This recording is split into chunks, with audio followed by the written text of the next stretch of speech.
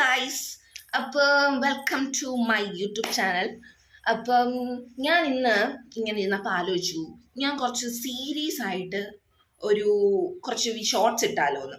അതായത് എനിക്ക് കുറച്ച് കാര്യങ്ങൾ പറയാനുണ്ട്. അപ്പം about what I think before I started YouTube എന്ന് വെച്ചാൽ, ഞാൻ യൂട്യൂബ് തുടങ്ങിയിട്ട് വർഷങ്ങളായി എന്നല്ല, ആസ് എ സ്റ്റാർട്ടർ ഞാൻ എന്തൊക്കെയാണ് വിചാരിച്ചിരുന്നത്, എൻ്റെ തോട്ട്സ് എന്തൊക്കെയായിരുന്നു എന്ന് കുറച്ച് കാര്യങ്ങൾ ഞാൻ ഫേസ് ചെയ്ത കുറച്ച് ഡിഫിക്കൽട്ടീസ് അതൊക്കെയുണ്ട്. അപ്പോൾ അതൊക്കെ ഒന്ന് പറയാമെന്ന് വിചാരിച്ചു.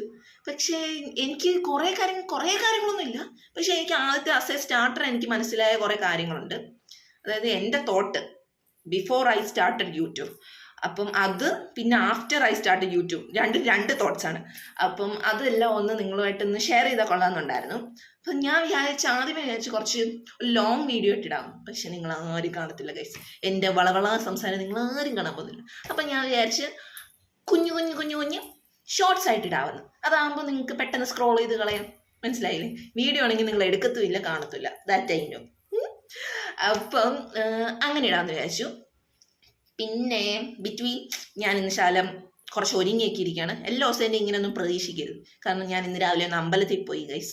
അതിൻ്റെയാണ് ഈ കാണുന്ന ചന്ദനം ഡ്രസ്സ്, അതിന് വേണ്ടിയിട്ട് ഒരുങ്ങിയത്.